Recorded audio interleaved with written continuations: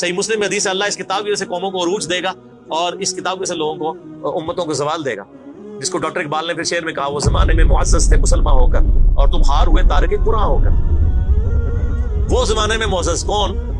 صحابہ اہل بیت تابعین تبع تابعین، اور تم ہار ہوئے کون؟ اسی، اور صرف اسی نہیں، ساڑھے بزرگ بھی۔ یہ نہ سمجھیے گا، ظاہر آپ تو ہم کہہ سکتے ہیں نا، ڈاکٹر اقبال کے زمانے میں انڈیا پاکستان بنگلہ دیش کے جتنے بابے زندہ تھے،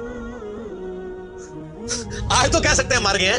ڈاکٹر اقبال جب یہ شعر کہہ رہا تھا تم خار ہوئے تارک قرآن ہو کر، تو وہ خار احمد ریلوی صاحب، اشرف علی تھانوی صاحب، یہ سارے لوگ زندہ تھے اس وقت، انہیں کو ہی کہہ رہے تھے نا۔ حتیٰ کہ قرآن کے ترجمے کو بھی گناہ سمجھا گیا۔ یہ تو بہت بعد میں ترجمہ ہوا ہے، پہلا ترجمہ شاہ ولی اللہ دہلوی نے کیا۔ پہلے تو لوگ کہتے ہیں قرآن کا ترجمہ کرنے کی ضرورت نہیں ہے، اور یہاں لوگ کہتے ہیں بزرگوں کی بڑی خدمات ہے۔ ہم پوچھتے ہیں 1000 سال سے بزرگ یہاں بیٹھے ہوئے ہیں، کسی ایک بزرگ کا قرآن کا بخاری کا ترجمہ مجھے دکھا دیں کہ جی یہ سلطان باؤ نے دیکھے جی قرآن کا ترجمہ کیا، یہ جی دادا صاحب نے بخاری شریف کا ترجمہ کیا۔ کیا انڈیا پاکستان بنگلہ دیش کے لوگوں کی زبان عربی تھی؟ فارسی تھی نا؟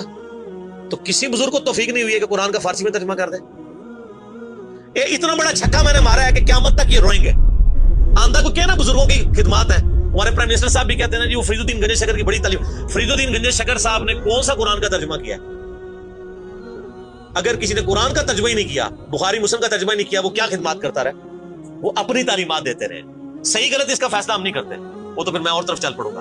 صرف جو خدمات والا ڈونگ رچایا ہوا ہے نا، وہ میں آپ کو بتا رہا ہوں۔ جتنوں کے مزار بنائے ہوئے آپ نے، کسی ایک کا ترجمہ دکھا دے قرآن کا، تو یہ پھر انہوں نے جان بوجھ کے سیاست کی اسلام کے نام کے اوپر، اپنی باتیں کرواتے رہے۔ سر ان کو پتا تھا قرآن کا ترجمہ ہو گیا، سورہ زمر اور سورۃ الانعام اگر اردو میں آ گئی تو بابوں کو کس نے پوچھنا ہے؟ سر بخاری کا اگر ترجمہ ہو گیا تو ساروں نے تو رفع الیدین سے نماز پڑھنی ہے، بابے سارے بغیر رفع الیدین والے نے۔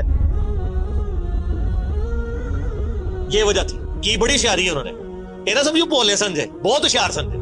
اور دیکھ لینا پھر آپ رزلٹ سامنے آ گئے، جدھر ترجمے ہوئے ہیں وہ کہنا نہیں پیو دادے تے ایتھے ہاتھ بندہ سی، اے ایتھے بندہ ہے، تو رزلٹ نکل آیا نا۔